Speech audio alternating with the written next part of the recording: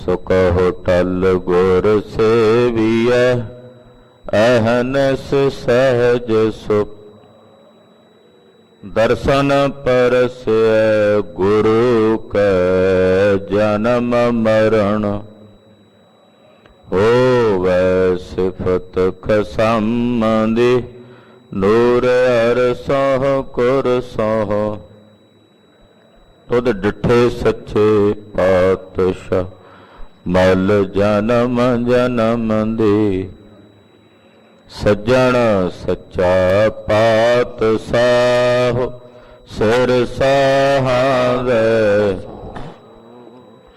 जिस पास बैठिया सोहिए सबना दा वेसाहो।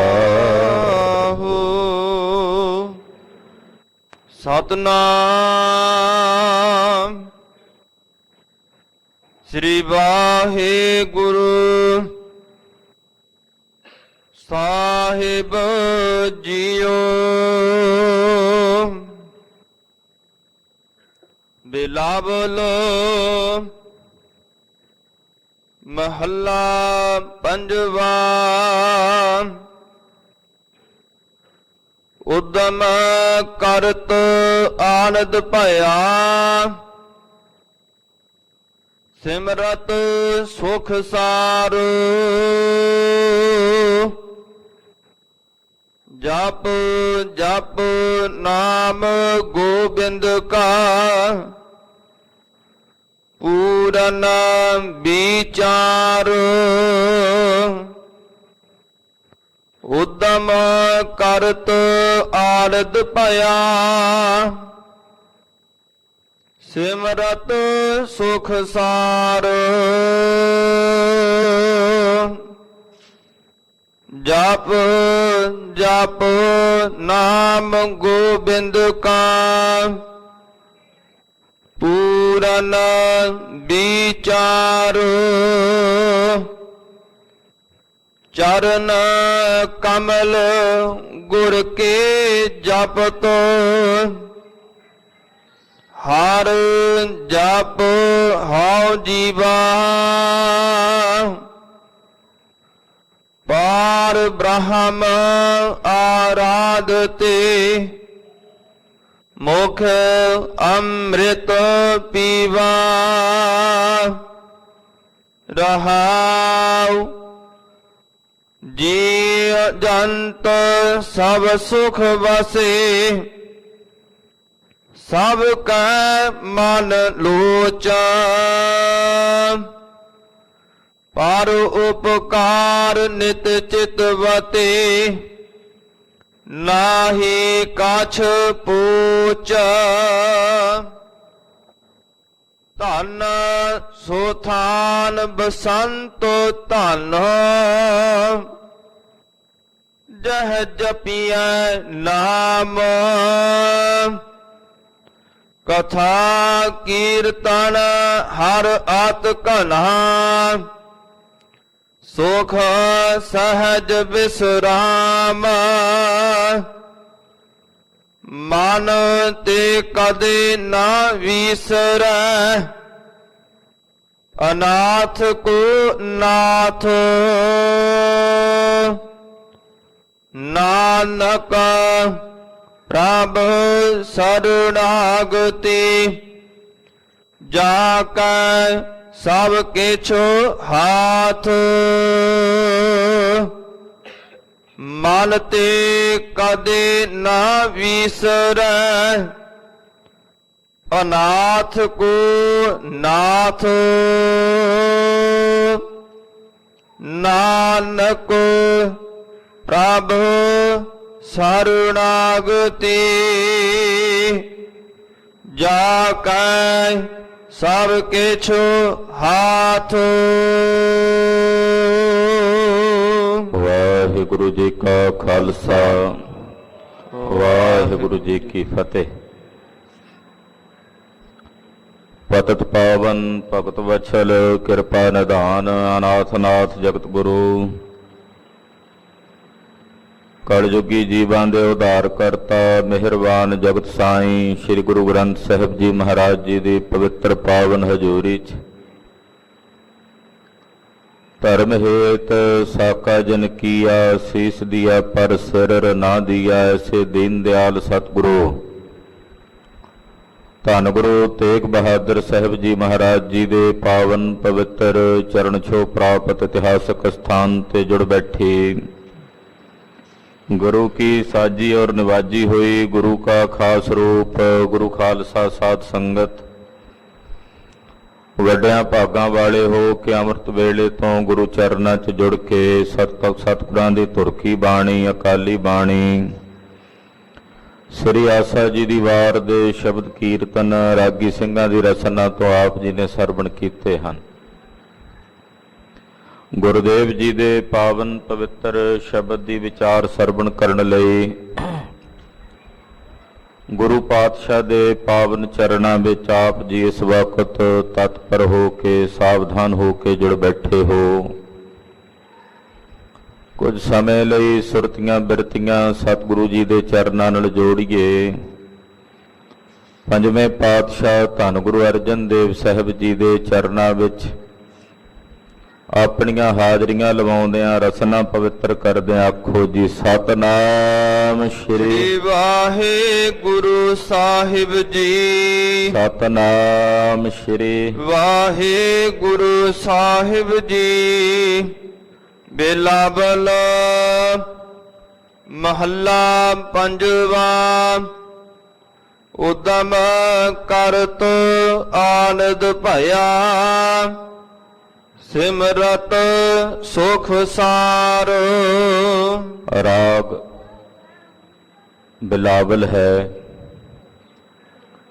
ਪੰਜਵੇਂ ਪਾਤਸ਼ਾਹ ਧੰਨ ਗੁਰੂ ਅਰਜਨ ਦੇਵ ਸਾਹਿਬ ਜੀ ਦਾ ਉਚਾਰਨ ਕੀਤਾ ਗਿਆ ਪਾਵਨ ਪਵਿੱਤਰ ਸ੍ਰੀ ਮੁਖਵਾਕ ਸ਼ਬਦ ਹੈ। ਉਦਮ ਕਰਤ ਆਨੰਦ ਭਇਆ। ਉਦਮ ਕਰਕੇ ਹਿਰਦੇ 'ਚ ਆਨੰਦ ਵਰਤਦਾ ਹੈ। ਕਹਾਵਤ ਹੈ ਉਦਮ ਅੱਗੇ ਲక్ష్ਮੀ ਪੱਖੇ ਅੱਗੇ ਪੌਣ। ਉਦਮ ਕੀਤਿਆਂ ਹਿਰਦੇ 'ਚ ਆਨੰਦ ਵਰਤਦਾ। ਜਿਹੜੇ ਉਦਮ ਕਰਦੇ ਐ ਉਹ ਕੁਝ ਨਾ ਕੁਝ ਹਾਸਲ ਕਰ ਲੈਂਦੇ। ਪਰ ਧਰਮ ਗ੍ਰੰਥਾਂ ਵਿੱਚ ਉਦਮ ਕਈ ਥਾਵਾਂ ਤੇ ਮਨੁੱਖ ਦਾ ਦੁਸ਼ਮਣ ਬਣ ਜਾਂਦਾ ਹੈ ਤੇ ਆਲਸ ਮਿੱਤਰ ਹੋ ਜਾਂਦੀ। ਬਹੁਤ ਥਾਵਾਂ ਤੇ ਆਲਸ ਦੁਸ਼ਮਣ ਹੈ ਤੇ ਉਦਮ ਮਿੱਤਰ ਹੈ। ਜਿਵੇਂ ਕੋਈ ਬੰਦਾ ਟੁਰਿਆ ਜਾ ਰਿਹਾ ਹੈ,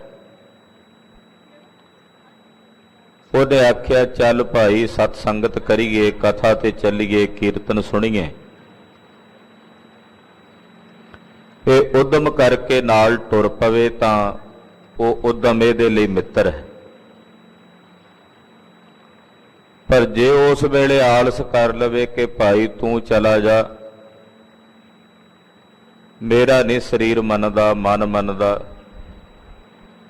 ਆਲਸ ਕਰਕੇ ਬੈਠਾ ਰਹੇ ਤਾਂ ਉਹ ਆਲਸ ਦੁਸ਼ਮਣ ਹੈ। ਇਸੇ ਤਰ੍ਹਾਂ ਫਿਰ ਕੋਈ ਆਇਆ, ਉਹਨੇ ਆਖਿਆ ਚੱਲ ਫਲਾਣੇ ਥਾਂ ਡਾਕਾ ਮਾਰਨ ਚੱਲੀਏ, ਚੋਰੀ ਕਰਨ ਚੱਲੀਏ, ਜਾਂ ਕੋਈ ਮਾੜਾ ਭੈੜਾ ਕਰਮ ਕਰਨ ਚੱਲੀਏ। ਇਹ ਝੱਟ ਸ਼ੇਰ ਬਣ ਕੇ ਉਸੇ ਵੇਲੇ ਨਾਲ ਟੁਰ ਪਵੇ ਉਦਮ ਕਰਕੇ ਤਾਂ ਉੱਥੇ ਉਦਮ ਇਹਦੇ ਲਈ ਦੁਸ਼ਮਣ ਹੈ। ਆਲਸ ਕਰ ਲੈਂਦਾ ਭਾਈ ਤੂੰ ਚਲਾ ਜਾ, ਮੈਂ ਨਹੀਂ ਜਾ ਸਕਦਾ, ਤਾਂ ਉਹ ਆਲਸ ਇਹਦੇ ਲਈ ਮਿੱਤਰ ਬਣ ਜਾਂਦੀ। ਹੁਣ ਉਦਮ ਕਿਸ ਵਾਸਤੇ ਕੀਤਾ ਜਾ ਰਿਹਾ ਹੈ? ਪਹਿਲਾਂ ਇਹ ਸੋਚਣਾ ਪਵੇਗਾ ਕਿ ਜਿਸ ਉਦਮ ਦੇ ਸਹਿਤ ਸਾਡੇ ਅੰਦਰ ਆਨੰਦ ਵਰਤੇ, ਕਿ ਅਸੀਂ ਐਸਾ ਉਦਮ ਕਰ ਰਹੇ ਹਾਂ, ਕਿ ਐਸਾ ਪੁਰਸ਼ਾਰਥ ਕਰ ਰਹੇ ਹਾਂ। ਉਦਮ ਤਾਂ ਮਾੜੇ ਕੰਮਾਂ ਨੂੰ ਵੀ ਲੋਕ ਕਰਦੇ ਆ, ਭੈੜੇ ਕੰਮਾਂ ਨੂੰ ਵੀ ਕਰਦੇ ਆ ਉਦਮ, ਕਿ ਉਸ ਉਦਮ ਦੇ ਕੀਤਿਆਂ ਉਹਨਾਂ ਨੂੰ ਆਨੰਦ ਪ੍ਰਾਪਤ ਹੁੰਦਾ। ਆਤਮਿਕ ਆਨੰਦ ਦੀ ਪ੍ਰਾਪਤੀ ਪਰਮਾਰਥ ਦੇ ਰਸਤੇ ਤੇ ਉਦਮ ਕੀਤਿਆਂ ਟੁਰ ਕੇ ਚੱਲਿਆਂ ਹੀ ਪ੍ਰਾਪਤ ਹੁੰਦਾ ਹੈ।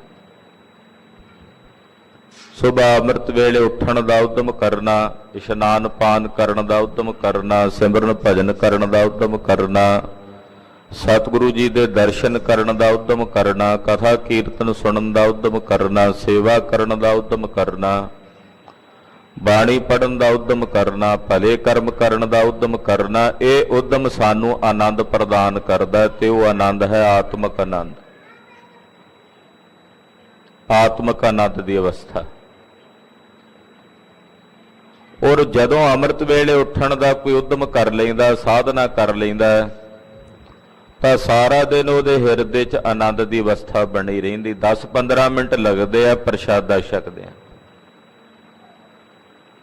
10 ਮਿੰਟ 15 ਮਿੰਟ ਭੋਜਨ ਛਕਣ ਤੋਂ ਬਾਅਦ 5-7 ਘੰਟੇ ਸਾਡੇ ਸਰੀਰ ਨੂੰ ਉਹ ਭੋਜਨ ਆਧਾਰ ਦੇਈ ਰੱਖਦਾ। 5-7 ਘੰਟੇ ਸਾਰਾ ਦਿਨ ਵੀ ਅਸੀਂ ਉਸ ਭੋਜਨ ਦੇ ਆਸਰੇ ਕੱਟ ਸਕਦੇ ਹਾਂ। ਇੱਕ ਵੇਲੇ ਸਵੇਰੇ 10-15 ਮਿੰਟ ਲਾ ਕੇ ਭੋਜਨ ਛਕਿਆ ਹੋਵੇ ਤਾਂ। ਇਸੇ ਤਰ੍ਹਾਂ ਅੰਮ੍ਰਿਤ ਵੇਲੇ ਦੀ ਕੀਤੀ ਹੋਈ ਸਾਧਨਾ ਚਾਹੇ ਤੁਸੀਂ ਅੱਧੇ ਘੰਟੇ ਲਈ ਵੀ ਕੀਤੀ ਹੈ, ਉਹ ਤੁਹਾਡੇ ਅੰਦਰ 24 ਘੰਟਿਆਂ ਦਾ ਆਨੰਦ ਬਣਾਈ ਰੱਖਦੀ ਹੈ। ਅੰਮ੍ਰਿਤ ਵੇਲੇ ਉੱਠ ਕੇ ਉਦਮ ਕੀਤਿਆਂ ਅੰਮ੍ਰਿਤ ਵੇਲੇ ਦੀ ਕੀਤੀ ਸਾਧਨਾ ਚਾਹੇ ਤੁਸੀਂ ਅੱਧਾ ਪੌਣਾ ਘੰਟਾ ਨਿਤਨੇਮ ਸਿਮਰਨ ਸਾਧਨਾ ਕਰ ਲਈ ਹੈ, ਤਾਂ 24 ਘੰਟਿਆਂ ਵਾਸਤੇ ਹਿਰਦੇ 'ਚ ਆਨੰਦ ਬਣਾਈ ਰੱਖਦੀ ਹੈ। ਪਰ ਉਹਦੇ ਲਈ ਵੀ ਤਾਂ ਉਦਮ ਕਰਨਾ ਪੈਂਦਾ ਨਾ। ਸਤਿਗੁਰੂ ਜੀ ਕਹਿੰਦੇ ਜਿਨ੍ਹਾਂ ਨੇ ਪਰਮੇਸ਼ਰ ਦੇ ਭਜਨ ਕਰਨ ਦਾ ਉਦਮ ਕੀਤਾ, ਇੱਥੇ ਉਦਮ ਕਰਤ ਦਾ ਮਤਲਬ ਹੈ ਰੱਬ ਦਾ ਭਜਨ ਕਰਨ ਦਾ ਉਦਮ ਕਰਨਾ। ਜਿਨ੍ਹਾਂ ਨੇ ਪਰਮੇਸ਼ਰ ਦੀ ਬੰਦਗੀ ਕਰਨ ਦਾ ਉਦਮ ਕੀਤਾ, ਰੱਬ ਕਰਨ ਦਾ ਉਦਮ ਕੀਤਾ, ਉਹਨਾਂ ਅੰਦਰ ਆਨੰਦ ਵਰਤ ਗਿਆ। ਜਦੋਂ ਪਰਮੇਸ਼ਰ ਦਾ ਸਿਮਰਨ ਕੀਤਾ ਤੇ ਹਿਰਦੇ 'ਚ ਸਾਰ ਸੁਖ ਦੀ ਪ੍ਰਾਪਤੀ ਹੋਈ। ਸਿਮਰਤ ਸੁਖ ਸਾਰ। ਸਾਰ ਕਹਿੰਦੇ ਦੁਨੀਆ ਦੇ ਸਾਰੇ ਸੁੱਖਾਂ ਵਿੱਚੋਂ ਸਭ ਤੋਂ ਸ੍ਰੇਸ਼ਟ ਸੁਖ, ਜਿਹਨੂੰ ਆਤਮਾ ਦਾ ਸੁਖ ਕਹਿੰਦੇ ਆ, ਉਹ ਆਤਮਿਕ ਸੁਖ ਪਰਮੇਸ਼ਰ ਦੇ ਸਿਮਰਨ ਦੁਆਰਾ ਪ੍ਰਾਪਤ ਹੋ ਗਿਆ। ਫਿਰ ਇਉਂ ਵੀ ਅਰਥ ਕੀਤਾ ਜਾਂਦਾ ਹੈ, ਤੁਸੀਂ ਕੇਵਲ ਉਦਮ ਹੀ ਕਰ ਲਓ, ਮਨ 'ਚ ਸੋਚ ਹੀ ਲਓ ਕਿ ਅਸੀਂ ਸਵੇਰ ਉੱਠ ਕੇ ਅੰਮ੍ਰਿਤ ਵੇਲੇ ਭਜਨ ਕਰਨਾ, ਉਹ ਫੁਰਨਾ ਹੀ ਹਿਰਦੇ 'ਚ ਆਨੰਦ ਬਣਾ ਦਿੰਦਾ।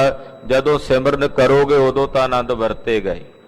ਤੁਸੀਂ ਚੰਗਾ ਕੰਮ ਕਰਨ ਦਾ ਫੁਰਨਾ ਬਣਾ ਲਓ ਨਾ, ਵੀ ਚੰਗਾ ਕੰਮ ਕਰਨਾ, ਕੋਈ ਭਲਾ ਕਰਮ ਕਰਨਾ, ਬਾਣੀ ਪੜ੍ਹਨ ਦਾ ਫੁਰਨਾ ਕਰਨਾ, ਜਾਂ ਸਿਮਰਨ ਕਰਨ ਦਾ ਫੁਰਨਾ ਕਰਨਾ, ਜਾਂ ਗੁਰੂ ਘਰ ਜਾਣ ਦਾ ਫੁਰਨਾ ਕਰਨਾ, ਉਹ ਫੁਰਨਾ ਹੀ ਆਨੰਦ ਬਣਾ ਦਿੰਦਾ। ਜਦੋਂ ਕਰੋਗੇ ਉਦੋਂ ਤਾਂ ਸਾਰ ਸੁੱਖ ਦੀ, ਸ੍ਰੇਸ਼ਟ ਸੁੱਖ ਦੀ ਪ੍ਰਾਪਤੀ ਹੋਵੇਗੀ। ਇਸ ਕਰਕੇ ਮਹਾਰਾਜ ਜੀ ਕਹਿੰਦੇ ਪਰਮੇਸ਼ਰ ਦੇ ਸਿਮਰਨ ਦੁਆਰਾ ਸਾਰ ਸੁੱਖ ਦੀ, ਜੋ ਸਭ ਤੋਂ ਸ੍ਰੇਸ਼ਟ ਸੁੱਖ ਹੈ ਆਤਮਾ ਦਾ ਸੁੱਖ, ਉਹ ਸੁੱਖ ਪਰਮੇਸ਼ਰ ਦੇ ਸਿਮਰਨ ਚੋਂ ਪ੍ਰਾਪਤ ਹੁੰਦਾ ਹੈ। ਜਪ ਜਪ ਨਾਮ ਗੋਬਿੰਦ ਕਾ ਪੂਰਨ ਵਿਚਾਰੋ। ਗੋਬਿੰਦ ਦਾ, ਅਕਾਲ ਪੁਰਖ ਦਾ ਜਾਪ ਜਪ ਕੇ, ਗੋਬਿੰਦ ਦਾ ਜਾਪ ਜਪ ਕੇ ਪੂਰਨ ਬ੍ਰਹਮ ਵਿਚਾਰ ਦੀ ਪ੍ਰਾਪਤੀ ਹੁੰਦੀ ਹੈ। ਪੂਰਨ ਵਿਚਾਰ, ਜਿਹਨੂੰ ਆਪਾਂ ਬ੍ਰਹਮ ਵਿਚਾਰ ਕਹਿੰਦੇ, ਸਭ ਤੋਂ ਸ੍ਰੇਸ਼ਟ ਤੇ ਪੂਰਨ ਵਿਚਾਰ ਬ੍ਰਹਮ ਵਿਚਾਰ ਹੀ ਹੈ ਨਾ। ਬਾਕੀ ਤਾਂ ਵਿਚਾਰਾਂ ਅਸੀਂ ਜਿਉਂ ਇਕੱਠੇ ਹੋ ਕੇ ਬੈਠੀਏ ਸਵੇਰ ਤੋਂ ਸ਼ਾਮ ਤੱਕ ਕਰੀ ਜਾਂਦੇ ਆ, ਪਰ ਉਹ ਵਿਚਾਰਾਂ ਅਧੂਰੀਆਂ ਨੇ। ਪੂਰਨ ਵਿਚਾਰ ਹੈ ਬ੍ਰਹਮ ਦੀ ਵਿਚਾਰ ਕਰਨੀ। ਜਦੋਂ ਗੋਬਿੰਦ ਦਾ ਜਾਪ ਜਪੀਏ ਤਾਂ ਪੂਰਨ ਬ੍ਰਹਮ ਵਿਚਾਰ ਦੀ ਪ੍ਰਾਪਤੀ ਹੋ ਜਾਂਦੀ ਹੈ। ਵਿਚਾਰ ਕੀਤਿਆਂ ਵਿਚਾਰ ਮਾਰੈ ਤਰੈ ਤਾਰੈ ਉਲਟ ਜੋਨ ਨਾ ਆਵੈ। ਜਦੋਂ ਪੂਰਨ ਬ੍ਰਹਮ ਵਿਚਾਰ ਦੇ ਵਿੱਚ ਸੁਰਤ ਜੁੜ ਜਾਏ ਤਾਂ ਫਿਰ ਆਪਣੇ ਮਨ ਦੀਆਂ ਸਾਰੀਆਂ ਮਲਨ ਵਿਚਾਰਾਂ ਨੂੰ ਮਾਰ ਦੇਈਦਾ ਤੇ ਫਿਰ ਮੁੜ ਕੇ ਜੋਨੀਆਂ ਵਿੱਚ ਨਹੀਂ ਆਈਦਾ। ਗੋਬਿੰਦ ਦਾ ਜਾਪ ਜਪ ਜਪ ਕੇ ਪਰਮੇਸ਼ਰ ਦਾ ਭਜਨ ਕਰ ਕਰਕੇ ਸਾਨੂੰ ਪੂਰਨ ਬ੍ਰਹਮ ਵਿਚਾਰ ਦੀ ਪ੍ਰਾਪਤੀ ਹੋਈ ਹੈ। ਚਰਨ ਕਮਲ ਗੁਰ ਕੀ ਜਪਤ, ਹਰ ਜਪ ਹਉ ਜੀਵਾ। ਆਪਣੇ ਗੁਰੂ ਜੀ ਦੇ ਪਾਵਨ ਚਰਨ ਕਮਲਾਂ ਨੂੰ ਜਪ ਕੇ ਮੈਂ ਉਹਨਾਂ ਨੂੰ ਜਪਦਾ ਹਾਂ, ਔਰ ਸਾਹਿਬ ਜੀ ਦੇ ਸੋਹਣੇ ਚਰਨ ਕਮਲਾਂ ਨੂੰ ਜਪ ਜਪ ਕੇ ਮੈਂ ਜੀਵਦਾ ਹਾਂ, ਜਪਦਾ ਹਾਂ ਔਰ ਜਪ ਜਪ ਕੇ ਜੀਵਦਾ ਹਾਂ। ਹਰ ਜਪ ਹਉ ਜੀਵਾ, ਹਰੀ ਦੇ ਜਾਪ ਨੂੰ ਜਪ ਜਪ ਕੇ ਹੀ ਮੈਂ ਜੀਵਦਾ ਹਾਂ। ਪਾਰ ਬ੍ਰਹਮ ਆਰਾਧ ਤੇ, ਮੁਖ ਅੰਮ੍ਰਿਤ ਪੀਵਾ। ਪਾਰ ਬ੍ਰਹਮ ਅਕਾਲ ਪੁਰਖ ਪਰਮੇਸ਼ਰ ਨੂੰ ਆਰਾਧਦਿਆਂ ਮੈਂ ਮਹਾਰਾਜ ਜੀ ਦੇ ਪਾਵਨ ਅੰਮ੍ਰਿਤ ਨਾਮ ਨੂੰ ਆਪਣੇ ਮੁਖ ਦੁਆਰਾ ਪੀਵਦਾ ਹਾਂ। ਉਹਦੀ ਆਰਾਧਨਾ ਕਰਕੇ, ਉਹਦਾ ਭਜਨ ਕਰਕੇ ਇਸ ਨਾਮ ਅੰਮ੍ਰਿਤ ਦੀਆਂ ਘੁੱਟਾਂ ਪੀਂਦਾ ਹਾਂ। ਰਹਾਉ ਜੀ ਜੰਤ ਸਭ ਸੁਖ ਵਸੇ, ਸਭ ਕੈ ਮਨ ਲੋਚ। ਖਾਲਸਾ ਜੀ ਜਿਹੜੇ ਰੱਬ ਦੇ ਪਿਆਰੇ ਨੇ ਉਹਨਾਂ ਦੀ ਅਵਸਥਾ ਬਿਆਨ ਕਰ ਰਹੇ ਨੇ ਪੰਜਵੇਂ ਪਾਤਸ਼ਾਹ। ਸਾਧੂਆਂ ਦਾ ਸੁਭਾਅ ਕਿਹੋ ਜਿਹਾ, ਰੱਬ ਦੇ ਪਿਆਰਿਆਂ ਦੀ ਅਵਸਥਾ ਕੈਸੀ? ਕਹਿੰਦੇ ਉਹਨਾਂ ਦੇ ਅੰਦਰ ਇਹ ਇੱਛਾ ਹੁੰਦੀ ਹੈ ਰੱਬ ਦੇ ਪਿਆਰਿਆਂ ਦੇ ਮਨ ਦੀ। ਲੋਚ ਦਾ ਮਤਲਬ ਹੁੰਦਾ ਇੱਛਾ। ਸਾਧੂਆਂ ਦੇ ਮਨ 'ਚ ਇਹ ਇੱਛਾ ਹੁੰਦੀ ਹੈ ਕਿ ਸੰਸਾਰ ਦੇ ਜਿਤਨੇ ਜੀ ਜੰਤ ਨੇ ਸਭ ਸੁੱਖ ਨਾਲ ਵਸਣ। ਉਹਦੇ ਵਾਸਤੇ ਭਾਵੇਂ ਉਹਨਾਂ ਨੂੰ ਆਪਣੇ ਤਨ ਤੇ ਕਸ਼ਟ ਸਹਿਣਾ ਪੈ ਜੇ, ਉਹ ਸਹਿਣ ਨੂੰ ਤਿਆਰ ਨੇ। ਬਦਲੇ ਵਿੱਚ ਭਾਵੇਂ ਪੂਰੇ ਸੰਸਾਰ ਨੂੰ ਸੁੱਖ ਪ੍ਰਾਪਤ ਹੁੰਦਾ ਹੋਵੇ। ਉਹਨਾਂ ਦੇ ਮਨ ਦੀ ਇਹ ਲੋਚਾ ਰਹਿੰਦੀ ਹੈ, ਇੱਛਾ ਰਹਿੰਦੀ ਹੈ ਕਿ ਸੰਸਾਰ ਦੇ ਜਿਤਨੇ ਜੀ ਜੰਤ ਨੇ ਸਭ ਸੁੱਖ ਨਾਲ ਵਸਣ, ਸਭ ਸੁਖੀ ਰਹਿਣ। ਕੁਝ ਸਾਧੂ ਐਸੇ ਸਨ ਜਿਨ੍ਹਾਂ ਆਖਿਆ ਅਸੀਂ ਕੀ ਲੈਣਾ ਸੰਸਾਰ ਤੋਂ, ਮਰਦਾ ਟੱਠੇ ਖੂਹ 'ਚ ਪੈਣ ਸਭ। ਅਸੀਂ ਚੱਲੀਏ ਕਿਸੇ ਪਹਾੜ ਦੀ ਕੰਦਰਾ ਵਿੱਚ ਜਾ ਕੇ ਛੁਪ ਬੈਠੀਏ, ਰੱਬ ਰੱਬ ਕਰੀਏ, ਆਪਣੇ ਆਪ ਦਾ ਜੀਵਨ ਸਵਾਰੀਏ। ਸਤਿਗੁਰੂ ਗੁਰੂ ਨਾਨਕ ਸਾਹਿਬ ਜੀ ਮਹਾਰਾਜ ਜਦੋਂ ਸਿੱਧਾਂ ਕੋਲ ਗਏ ਤੇ ਸਿੱਧਾਂ ਨੇ ਸੰਸਾਰ ਦੇ ਬਾਰੇ ਪੁੱਛਿਆ ਵੀ ਦੱਸੋ ਮਾਤ ਲੋਕ ਵਿੱਚ ਕੀ ਵਰਤਾਰਾ ਚੱਲਦਾ। ਤਾਂ ਸਤਿਗੁਰਾਂ ਨੇ ਬੜੇ ਸਪਸ਼ਟ ਲਫ਼ਜ਼ਾਂ 'ਚ ਕਿਹਾ ਸੀ ਵੀ ਤੁਹਾਡੇ ਵਰਗੇ ਸਿੱਧ ਜੇ ਇੱਥੇ ਪਹਾੜਾਂ ਵਿੱਚ ਆ ਲੁੱਕੇ ਨੇ, ਚੜ੍ਹੇ ਨੇ, ਤੇ ਸੰਸਾਰ ਦਾ ਭਲਾ ਕਿਵੇਂ ਹੋਣਾ। ਸਿੱਧ ਛਪ ਬੈਠੇ ਪਰਬਤੀ, ਕੌਣ ਜਗਤ ਕੋ ਪਾਰ ਉਤਾਰਾ। ਸਤਿਗੁਰਾਂ ਦੀ ਇਹ ਵਿਰਤੀ, ਸਤਿਗੁਰਾਂ ਦਾ ਇਹ ਸੁਭਾਅ, ਆਪ ਕਮਰ ਕੱਸਾ ਕਰਕੇ ਸੰਸਾਰ ਵਿੱਚ ਆਏ। ਜਿਹੜੇ ਜੀਵ ਦੁਖੀ ਨੇ, ਇਹਨਾਂ ਦੇ ਦੁੱਖਾਂ ਦੀ ਨਿਰਵਿਰਤੀ ਕਿਵੇਂ ਹੋਵੇ, ਉਹਦੇ ਲਈ ਪਾਤਸ਼ਾਹ ਨੇ ਸਭ ਨੂੰ ਪਰਮੇਸ਼ਰ ਦੇ ਭਜਨ ਨਾਲ, ਅਕਾਲ ਪੁਰਖ ਦੇ ਸਿਮਰਨ ਨਾਲ ਜੋੜਿਆ। ਕਿਉਂਕਿ ਗੁਰਮਤਿ ਵਿੱਚ ਜਿਤਨੇ ਮਹਾਂਪੁਰਸ਼ ਮਹਾਤਮਾ ਸਾਧੂ ਨੇ ਉਹ ਸਭ ਦਾ ਸੁੱਖ ਮੰਗਦੇ ਕਿ ਜਿਤਨੇ ਸੰਸਾਰ ਦੇ ਜੀ ਜੰਤ ਨੇ ਸਭ ਸੁਖੀ ਵਸਣ। ਇਹੀ ਸਾਧੂਆਂ ਦੇ ਮਨ ਦੀ ਇੱਛਾ ਹੁੰਦੀ ਹੈ, ਸਭ ਕੈ ਮਨ ਲੋਚ। ਇਸ ਕਰਕੇ ਉਹ ਪਰਉਪਕਾਰ ਦੇ ਕਾਰਜ ਕਰਦੇ। ਮਹਾਂਪੁਰਸ਼ ਸਾਧੂ, ਹੁਣ ਸਾਧੂਆਂ ਨੂੰ ਕੀ ਲੋੜ ਹੈ ਵੀ ਉਹ ਲੰਗਰ ਚਲਾਉਣ, ਉਹਨਾਂ ਆਪ ਰੱਬ ਰੱਬ ਕਰਨਾ, ਆਪਣੇ ਆਨੰਦ ਵਿੱਚ ਨੇ, ਉਹ ਲੰਗਰਾਂ ਦੀ ਵਿਵਸਥਾ ਕਰਦੇ ਜਾਂ ਹੋਰ ਕਈ ਪ੍ਰਕਾਰ ਦੇ ਪਰਉਪਕਾਰਾਂ ਦੇ ਕਾਰਜ ਕਰਦੇ ਕਿ ਜੀਵਾਂ ਦਾ ਭਲਾ ਹੋਵੇ ਵੱਧ ਤੋਂ ਵੱਧ, ਇਹ ਜੀਵ ਸੁਖੀ ਵਸਣ। ਇਹੀ ਰੱਬ ਦੇ ਪਿਆਰੇ ਮਹਾਂਪੁਰਸ਼ਾਂ ਸਾਧੂਆਂ ਦੇ ਮਨ ਦੀ ਇੱਛਾ ਹੈ। ਪਰ ਉਪਕਾਰ ਨਿਤ ਚਿਤਵਤੇ, ਨਾਹੀ ਕਛ ਪੂਚਾ। ਰੱਬ ਦੇ ਪਿਆਰੇ ਹਮੇਸ਼ਾ ਪਰਉਪਕਾਰ ਹੀ ਚਿਤਵਦੇ ਨੇ, ਨਿਤ ਪਰਉਪਕਾਰ ਕਰਦੇ ਨੇ।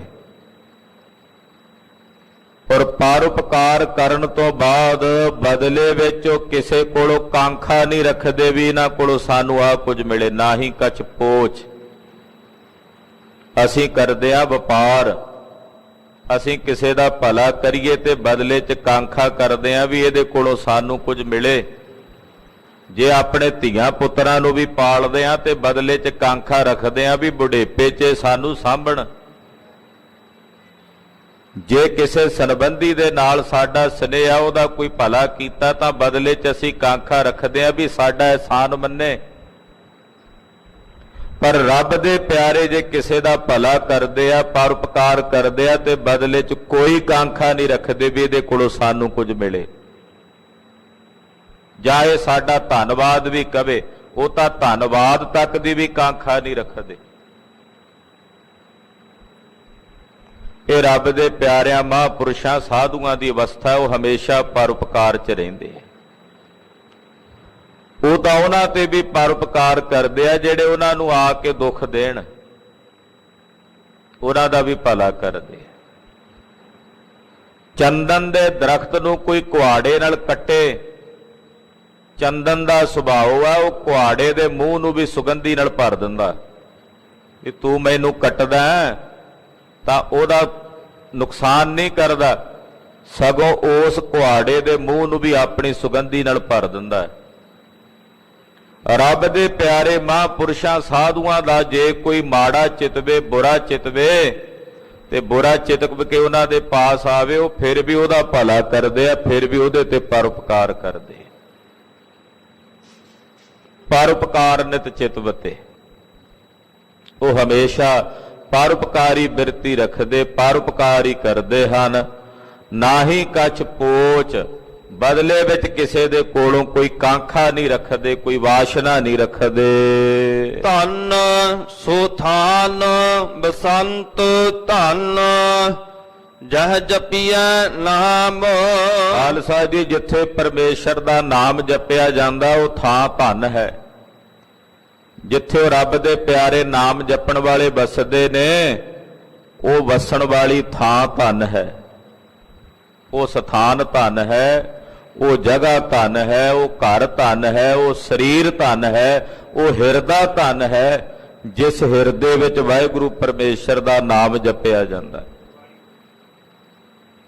ਜਿੱਥੇ ਨਾਮ ਦੀ ਸਾਧਨਾ ਹੁੰਦੀ ਆ, ਉੱਥੋਂ ਦਾ ਆਲਾ ਦੁਆਲਾ ਖਾਲਸਾ ਜੀ ਸ਼ੁੱਧ ਹੋ ਜਾਂਦਾ। ਜਿੱਥੇ ਰੱਬ ਦਾ ਭਜਨ ਹੋਵੇ। ਇੱਕ ਵਿਦਵਾਨ ਸੱਜਣ, ਕੋਈ ਚੰਗਾ ਸਾਧਕ ਸੀ,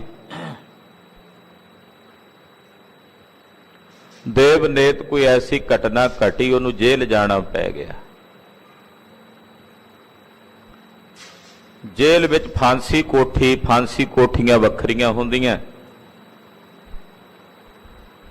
ਉਹਨੂੰ ਇੱਕ ਫਾਂਸੀ ਕੋਠੀ ਵਿੱਚ ਨਜ਼ਰਬੰਦ ਕੀਤਾ ਗਿਆ ਜੇਲਰ ਵੱਲੋਂ। ਉਸ ਫਾਂਸੀ ਕੋਠੀ ਵਿੱਚ ਉਹ ਰੱਬ ਰੱਬ ਕਰਦਾ ਲੇਟ ਗਿਆ। ਰਾਤ ਦਾ ਸਮਾਂ ਸੀ। ਅੱਖ ਲੱਗੀ ਤੇ ਸੁਪਨਾ ਆਇਆ। ਸੁਪਨੇ 'ਚ ਕੀ ਵੇਖਦਾ ਹੈ ਕਿ ਹੱਥ ਵਿੱਚ ਛੁਰਾ ਫੜਿਆ, ਔਰ ਉਹ ਛੁਰਾ ਆਪਣੇ ਮਾਂ ਦੇ ਕਲੇਜੇ ਵਿੱਚ ਘੋਪ ਕੇ ਉਹਦਾ ਕਤਲ ਕਰ ਰਿਹਾ ਹੈ। ਇੱਕਦਮ ਹੈਰਾਨ ਹੋਇਆ ਵੀ ਇਹ ਕਿੱਦਾਂ ਦਾ ਡਰਾਵਣਾ ਤੇ ਭਿਆਨਕ ਸੁਪਨਾ ਆਇਆ। ਵੀ ਮੈਂ ਤਾਂ ਸਾਰੀ ਜ਼ਿੰਦਗੀ ਆਪਣੀ ਮਾਤਾ ਦਾ ਅਦਬ ਰੱਖਿਆ, ਸਤਿਕਾਰ ਰੱਖਿਆ, ਕਦੇ ਮਲਨ ਵਿਚਾਰ ਹਿਰਦੇ ਵਿੱਚ ਆਉਣ ਹੀ ਨਹੀਂ ਦਿੱਤੀ ਦੁਐਸ਼ ਦੀ। ਇਹ ਸੁਪਨਾ ਤਾਂ ਅਕਸਰ ਉਦਾਂ ਦੇ ਆਏ ਕਰਦੇ ਆ ਜਿੱਦਾਂ ਦੇ ਮਨ ਦੇ ਵਿੱਚ ਖਿਆਲਾਤ ਹੁੰਦੇ। ਇਦਾਂ ਦਾ ਖਿਆਲਾਤ ਤਾਂ ਕਦੇ ਫੁਰਿਆ ਹੀ ਨਹੀਂ। ਸੁਪਨਾ ਕਿੱਦਾਂ ਦਾ? ਛੁਰਾ ਫੜ ਕੇ ਆਪਣੀ ਮਾਂ ਦਾ ਕਤਲ ਕਰ ਰਿਹਾ, ਉਹਦੇ ਕਲੇਜੇ ਵਿੱਚ ਛੁਰਾ ਘੋਪ ਰਿਹਾ। ਇਹ ਕਿੱਦਾਂ ਦਾ ਸੁਪਨਾ? ਸਾਰੀ ਰਾਤ ਉਹਨੂੰ ਅੱਖ ਨਹੀਂ ਲੱਗੀ, ਨੀਂਦ ਨਹੀਂ ਆਈ। ਅਗਲੇ ਦਿਨ ਜੇਲਰ ਨਾਲ ਉਹਦੀ ਮੁਲਾਕਾਤ ਹੋਈ। ਸੋਚਦਾ ਤੇ ਸਾਰੀ ਰਾਤ ਵਿਚਾਰਦਿਆਂ ਸੂਖਸ਼ਮ ਬਿਰਤੀ ਦੇ ਨਾਲ ਜੋ ਉਹਨੇ ਸੋਚਿਆ ਸੀ ਉਹਦੇ ਮੁਤਾਬਕ ਪੁੱਛਿਆ ਵੀ ਜੇਲਰ ਸਾਹਿਬ, ਜਿਸ ਫਾਂਸੀ ਕੋਠੀ ਵਿੱਚ ਤੁਸੀਂ ਮੈਨੂੰ ਰੱਖਿਆ, ਮੇਰੇ ਤੋਂ ਪਹਿਲਾਂ ਜਿਹੜਾ ਬੰਦਾ ਇੱਥੇ ਤੁਸੀਂ ਰੱਖਿਆ ਸੀ ਉਹਦਾ ਕ੍ਰਾਈਮ ਕੀ ਸੀ, ਉਹਦਾ ਜੁਰਮ ਕੀ ਸੀ? ਕਹਿਣ ਲੱਗਾ ਵੀ ਕੀ ਦੱਸਾਂ ਵੀ ਕਿਹੋ ਜਿਹਾ ਚੰਡਾਲ ਹੋਵੇਗਾ ਜਿਹੜਾ ਤੇਰੇ ਤੋਂ ਪਹਿਲਾਂ ਇੱਥੇ ਰੱਖਿਆ ਸੀ ਕਿ ਉਹਨੇ ਛੁਰਾ ਲੈ ਕੇ ਆਪਣੀ ਮਾਂ ਦੇ ਕਲੇਜੇ 'ਚ ਛੁਰਾ ਘੋਪ ਕੇ ਮਾਂ ਦਾ ਕਤਲ ਕੀਤਾ ਸੀ। ਉਹ ਬੰਦਾ ਇੱਥੇ ਤੇਰੇ ਤੋਂ ਪਹਿਲਾਂ ਰੱਖਿਆ ਗਿਆ ਸੀ, ਉਹਨੂੰ ਫਾਂਸੀ ਦੀ ਸਜ਼ਾ ਹੋ ਗਈ ਹੈ, ਹੁਣ ਤੂੰ ਇੱਥੇ ਆਇਆ।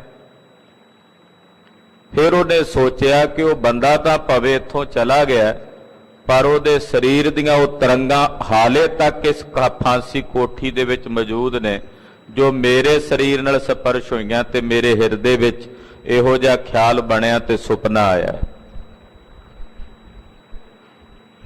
ਜੇ ਮਲਨ ਬੰਦਿਆਂ ਦੇ ਸਰੀਰਾਂ ਦੀਆਂ ਤਰੰਗਾਂ ਜਿੱਥੇ ਉਹ ਰਹਿੰਦੇ ਆਲੇ ਦੁਆਲੇ ਫੈਲਦੀਆਂ ਨੇ, ਉਹ ਆਬੋ ਹਵਾ ਇਉਂ ਕਹਿ ਸਕਦੇ ਆ ਵੀ ਪਵਿੱਤਰ ਹੋ ਜਾਂਦੀ ਹੈ, ਤੇ ਜਿੱਥੇ ਰੱਬ ਦੇ ਪਿਆਰੇ ਭਜਨ ਕਰਨ ਵਾਲੀਆਂ ਗੁਰਮੁਖ ਰੂਹਾਂ ਰਹਿੰਦੀਆਂ, ਉਹ ਆਲਾ ਦੁਆਲਾ ਪਵਿੱਤਰ ਤੇ ਪਾਵਨ ਹੋ ਜਾਂਦਾ ਹੈ। ਜਿਹੜੇ ਸੂਖਸ਼ਮ ਬਿਰਤੀ ਦੇ ਮਾਲਕ ਨੇ, ਸ਼ੁੱਧ ਅੰਤਸ਼ ਕਰਨ ਵਾਲੇ ਨੇ, ਉਹ ਇਹਨਾਂ ਚੀਜ਼ਾਂ ਨੂੰ ਅਨੁਭਵ ਕਰ ਲੈਂਦੇ ਨੇ। ਜਿਨ੍ਹਾਂ ਦੀ ਸਥੂਲ ਬਿਰਤੀ ਹੈ, ਪਦਾਰਥਵਾਦੀ ਬਿਰਤੀ, ਉਹ ਕਹਿੰਦੇ ਕਿਵੇਂ ਹੋ ਸਕਦਾ, ਉਹ ਨਹੀਂ ਸਮਝਣਗੇ। ਪਾਤਸ਼ਾਹ ਕਹਿੰਦੇ ਜਿੱਥੇ ਨਾਮ ਜਪਿਆ ਜਾਂਦਾ ਹੈ ਉਹ ਥਾਂ ਧਨ ਹੈ। ਧਨ ਸੋ ਥਾਨ ਬਸੰਤ ਧਨ ਜਹ ਜਪਿਆ ਨਾਮ। ਪਾਤਸ਼ਾਹ ਤਾਂ ਕਹਿੰਦੇ ਸੇ ਅਸਥਿਲ ਸੁਹਿਨ ਚੌਬਾਰੇ। ਉਹ ਥਾਵਾਂ, ਉਹ ਜਗ੍ਹਾਵਾਂ ਪਵਿੱਤਰ ਨੇ, ਸ਼ੋਭਨੀਕ ਨੇ। ਹੇ ਵਾਹਿਗੁਰੂ, ਜਿੱਥੇ ਤੇਰਾ ਨਾਮ ਜਪਿਆ ਜਾਂਦਾ, ਜਿੱਥੇ ਤੇਰਾ ਭਜਨ ਕੀਤਾ ਜਾਂਦਾ, ਜਿੱਥੇ ਤੇਰਾ ਭਜਨ ਨਹੀਂ, ਜਿੱਥੇ ਤੇਰਾ ਨਾਮ ਨਹੀਂ ਜਪਿਆ ਜਾਂਦਾ, ਜਿੱਥੇ ਆਏ ਗਏ ਕਿਸੇ ਸਾਧੂ ਦੀ ਸੇਵਾ ਨਹੀਂ ਕੀਤੀ ਜਾਂਦੀ, ਉਹ ਘਰ ਮੜੀਆਂ ਤੇ ਸ਼ਮਸ਼ਾਨ ਭੂਮੀਆਂ ਦੇ ਤੁੱਲ ਨੇ। ਔਰ ਉਹਨਾਂ ਘਰਾਂ ਵਿੱਚ ਵਸਣ ਵਾਲੇ ਜਿਉਂਦੇ ਜਾਗਦੇ ਬੰਦੇ ਭੂਤਾਂ ਤੇ ਪ੍ਰੇਤਾਂ ਦੇ ਮਨਿੰਦ ਨੇ। ਤੇ ਜਿੱਥੇ ਤੇਰਾ ਨਾਮ ਜਪਿਆ ਜਾਵੇ, ਹੇ ਵਾਹਿਗੁਰੂ, ਉਹ ਥਾਂ ਧਨ ਹੈ। ਧਨ ਸੋ ਥਾਨ, ਉਹ ਥਾਂ ਧਨ ਹੋ ਜਾਂਦੀ ਹੈ। ਜਿੱਥੇ ਉਹ ਨਾਮ ਜਪਣ ਵਾਲੇ ਵਸਦੇ ਨੇ, ਉਹ ਵਸਣ ਵਾਲੀ ਥਾਂ ਧਨ। ਜਾਂ ਇਦਾਂ ਕਹਿ ਲਈਏ ਵੀ ਉਜੜੀਆਂ ਹੋਈਆਂ ਉਹ ਥਾਵਾਂ ਵਸ ਜਾਂਦੀਆਂ ਨੇ, ਜਿੱਥੇ ਨਾਮ ਜਪਣ ਵਾਲੇ ਗੁਰਮੁਖ ਬੈਠ ਕੇ ਪਰਮੇਸ਼ਰ ਦਾ ਭਜਨ ਕਰਦੇ ਆ। ਜਿਹਨੂੰ ਅੱਜ ਅਸੀਂ ਮਾਲਵਾ ਕਹਿੰਦੇ ਆ, ਆਪਣੇ ਇਸੇ ਸ਼ਹਿਰ ਤੋਂ ਮਾਲਵੇ ਦੀ ਅੱਗੇ ਆਰੰਭਤਾ ਹੋ ਜਾਂਦੀ ਹੈ। ਕਦੇ ਇਸ ਇਲਾਕੇ ਨੂੰ, ਆ ਬਠਿੰਡਾ ਦਮਦਮਾ ਸਾਹਿਬ ਦਾ ਇਲਾਕਾ, ਇਧਰ ਸ੍ਰੀ ਮੁਕਤਸਰ ਸਾਹਿਬ ਦਾ ਇਲਾਕਾ, ਇਹਨੂੰ ਜੰਗਲ ਦਾ ਇਲਾਕਾ ਕਿਹਾ ਜਾਂਦਾ ਸੀ। ਬੀਆਬਾਨ, ਉਜਾੜ, ਜੰਗਲ, ਦੂਰ ਤੱਕ ਕੇਵਲ ਕਿੱਕਰ ਹੀ ਨਜ਼ਰ ਆਉਂਦੇ ਸੀ, ਕਰੀਰ ਹੀ ਨਜ਼ਰ ਆਉਂਦੇ ਸੀ। ਕਲਗੀਧਰ ਸੁਆਮੀ ਜਦੋਂ ਇਸ ਇਲਾਕੇ ਵਿੱਚ ਵਿਚਰੇ ਨੇ, ਤਾਂ ਗਰੀਬ ਨਵਾਜ ਪਾਤਸ਼ਾਹ ਨੇ ਆਪਣੇ ਚਰਨ ਪਾ ਕੇ ਇਸ ਜੰਗਲ ਨੂੰ ਮਾਲਵਾ ਬਣਾ ਕੇ ਇਹਨੂੰ ਪਵਿੱਤਰ ਕੀਤਾ। ਡੱਲੇ ਨੂੰ ਆਖਿਆ ਇਹ ਮਾਲਵਾ ਹੈ ਸਾਡਾ। ਜਿੱਥੇ ਨਾਮ ਜਪਣ ਵਾਲੀਆਂ ਗੁਰਮੁਖ ਰੂਹਾਂ ਵਸਦੀਆਂ ਨੇ, ਉਹ ਥਾਨ ਵਸਣ ਲੱਗ ਪੈਂਦੇ ਆ। ਉਹ ਜਗ੍ਹਾਵਾਂ ਪੂਜਣੇ ਲਾਇਕ ਹੋ ਜਾਂਦੀਆਂ ਨੇ। ਹਾਂਜੀ। ਕਥਾ ਕੀਰਤਨ ਹਰ ਅਤ ਕਨਾ, ਸੁਖ ਸਹਜ ਬਿਸਰਾਮ। ਰੱਬ ਦੇ ਪਿਆਰਿਆਂ ਮਹਾਂਪੁਰਸ਼ਾਂ ਦੇ ਪਾਸ ਹਮੇਸ਼ਾ ਕਥਾ ਕੀਰਤਨ ਦੇ ਪ੍ਰਵਾਹ ਚੱਲਦੇ ਰਹਿੰਦੇ। ਕਥਾ ਕੀਰਤਨ ਹਰ ਅਤ ਕਨਾ। ਮਹਾਂਪੁਰਸ਼ਾਂ, ਰੱਬ ਦੇ ਪਿਆਰਿਆਂ ਸਾਧੂਆਂ ਦੇ ਪਾਸ ਹਮੇਸ਼ਾ ਕਥਾ ਕੀਰਤਨ ਦਾ ਪਹਿਰਾ ਰਹਿੰਦਾ। ਉਥੇ ਕਥਾ ਕੀਰਤਨ ਦਾ ਅਤ ਘਣਾ ਆਨੰਦ ਵਰਤਦਾ ਰਹਿੰਦਾ। ਸੁਖ ਸਹਿਜ ਬਿਸਰਾਮ। ਜਿਸ ਕਥਾ ਕੀਰਤਨ ਦੀ ਬਦੌਲਤ ਉਹਨਾਂ ਦੇ ਹਿਰਦਿਆਂ ਵਿੱਚ ਸੁਖ ਸਹਿਜ ਟਿਕਾ ਦੇ ਵਿੱਚ ਜਾ ਕੇ ਵਿਸ਼ਰਾਮ ਕਹੀਏ ਸਥਿਤੀ ਹੋ ਜਾਂਦੀ ਹੈ। ਮਨ ਤੇ ਕਦੇ ਨ ਵਿਸਰੈ, ਅਨਾਥ ਕੋ ਨਾਥ। ਇਹ ਅਨਾਥਾਂ ਦੇ ਨਾਥ ਵਾਹਿਗੁਰੂ, ਕਿਰਪਾ ਕਰੋ ਸਾਡੇ ਮਨ ਤੋਂ ਕਦੇ ਨਾ ਵਿਸਰੋ। ਇਹ ਅਰਦਾਸ ਕਰਦੇ ਆ ਅਕਾਲ ਪੁਰਖ ਦੇ ਚਰਨਾਂ 'ਚ ਕਿ ਹੇ ਵਾਹਿਗੁਰੂ, ਹੇ ਅਨਾਥਾਂ ਦੇ ਨਾਥ ਸੁਆਮੀ, ਸਾਡੇ ਤੇ ਤਰਸ ਕਰੋ, ਸਾਡੇ ਮਨ ਤੋਂ ਕਦੇ ਨਾ ਵਿਸਰੋ। ਵਿਸਰ ਨਾਹੀਂ ਦਾਤਾਰ, ਵਿਸਰ ਨਾਹੀਂ ਦਾਤਾਰ, ਵਿਸਰ ਨਾਹੀਂ ਦਾਤਾਰ, ਵਿਸਰ ਨਾਹੀਂ ਦਾਤਾਰ, ਵਿਸਰ ਨਾਹੀਂ ਦਾਤਾਰ, ਵਿਸਰ ਨਾਹੀਂ ਦਾਤਾਰ, ਵਿਸਰ ਨਾਹੀਂ ਦਾਤਾਰ, ਵਿਸਰ ਨਾਹੀਂ ਦਾਤਾਰ। ਮਨ ਤੇ ਕਦੇ ਨਾ ਵਿਸਰੈ। ਮਹਾਰਾਜ ਜੀ, ਸਾਡੇ ਮਨੋਂ ਕਦੇ ਨਾ ਵਿਸਰੋ। ਵਿਛੋੜਾ ਬੜਾ ਵੱਡਾ ਦੁੱਖ ਹੈ। ਡਾਕਟਰ ਭਾਈ ਵੀਰ ਸਿੰਘ ਜੀ ਲਿਖਦੇ ਆ ਵੀ ਸਾਬਣ ਲਾਲਾ ਧੋਤਾ, ਕੋਲਾ ਦੁੱਧ ਦਹੀਂ ਵਿੱਚ ਪਾਇਆ, ਖੁੰਭ ਚਾੜ ਰੰਗਣ ਪੀ ਧਰਿਆ, ਰੰਗ ਨਾ ਓਸ ਵਟਾਇਆ। ਵਿਛੜ ਕੇ ਕਾਲਖ ਸੀ ਆਈ, ਬਿਨ ਮਿਲਿਆ ਨਹੀਂ ਲੈਂਦੀ, ਦੇਖੋ ਅੰਗ ਅੱਗ ਦੇ ਲਾ ਕੇ ਚੜ੍ਹਦਾ ਰੂਪ ਸਵਾਇਆ। ਕੌਲਾ ਕਾਲਾ ਹੈ, ਕਹਿੰਦੇ ਇਹਨੂੰ ਸਾਬਣ ਲਾ ਕੇ ਧੋਇਆ ਵੀ ਇਹਦਾ ਰੰਗ ਬਦਲੀਏ, ਨਹੀਂ ਵਟਿਆ। ਦੁੱਧ ਦਹੀਂ ਚ ਪਾ ਕੇ ਵੇਖਿਆ ਵੀ ਸ਼ਾਇਦ ਰੰਗ ਬਦਲ ਜੇ, ਫਿਰ ਵੀ ਨਹੀਂ ਬਦਲਿਆ। ਲਲਾਰੀ ਦੇ ਮੱਟ ਵਿੱਚ ਖੁੰਭ ਚਾੜ ਕੇ ਇਹਨੂੰ ਰੰਗਿਆ, ਫਿਰ ਵੀ ਰੰਗ ਨਹੀਂ ਬਦਲਿਆ।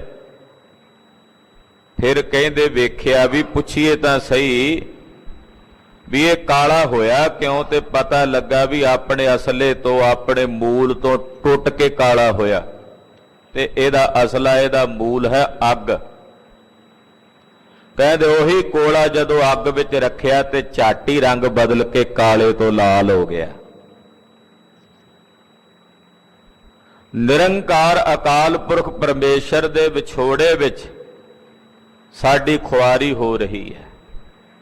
ਜਨਮ ਮਰਨ ਦੇ ਚੱਕਰਾਂ ਵਿੱਚ ਭਟਕ ਰਹੇ ਹਾਂ, ਔਰ ਇਹ ਭਟਕਣ ਉਦੋਂ ਤੱਕ ਨਹੀਂ ਮੁੱਕਣੀ ਜਦੋਂ ਤੱਕ ਉਸ ਧੁਰੇ ਵਿੱਚ ਮਿਲਾਪ ਨਹੀਂ ਹੋ ਜਾਂਦਾ ਜਿੱਥੋਂ ਵਿਛੜ ਕੇ ਆਏ। ਇਸ ਕਰਕੇ ਬੇਨਤੀ ਕਰ ਰਹੇ ਨੇ, ਹੇ ਅਨਾਥਾਂ ਦੇ ਨਾਥ ਸੁਆਮੀ, ਸਾਡੇ ਤੇ ਤਰਸ ਕਰੋ, ਸਾਡੇ ਮਨ ਤੋਂ ਕਦੇ ਨਾ ਵਿਸਰੋ। ਨਾਨਕ ਪ੍ਰਭ ਸਰਣਾਗਤੀ, ਜਾ ਕੈ ਸਭ ਕਿਛੁ ਹਾਥ। ਧੰਨ ਗੁਰੂ ਅਰਜਨ ਦੇਵ ਸਾਹਿਬ ਫਰਮਾਉਂਦੇ ਆ ਕਿ ਮੈਂ ਉਸ ਪ੍ਰਭੂ ਦੀ ਸ਼ਰਣਾਗਤੀ, ਸ਼ਰਨ ਵਿੱਚ ਹਾਂ। ਕਿਸ ਪ੍ਰਭੂ ਦੀ ਸ਼ਰਨ ਵਿੱਚ ਹਾਂ? ਜਿਸ ਦੇ ਹੱਥ ਵਿੱਚ ਸਭ ਕੁਝ ਹੈ, ਜਿਸ ਦੇ ਹੱਥ ਵਿੱਚ ਸਾਰੇ ਕੰਟਰੋਲ ਨੇ, ਜਿਹਦੇ ਹੱਥ ਵਿੱਚ ਸਾਰੀਆਂ ਹੀ ਤਾਕਤਾਂ ਨੇ। ਚਤਰ ਦਸ਼ਾ ਕੀਨੋ ਬਲ ਆਪਣਾ, ਸਿਰ ਉੱਪਰ ਕਰ ਧਾਰਿਓ। ਚਾਰਾਂ ਦਿਸ਼ਾਵਾਂ ਵਿੱਚ ਜਿਸ ਦੀ ਤਾਕਤ ਚੱਲਦੀ ਹੈ, ਜਿਸ ਦਾ ਬਲ ਚੱਲਦਾ, ਉਹ ਅਕਾਲ ਪੁਰਖ।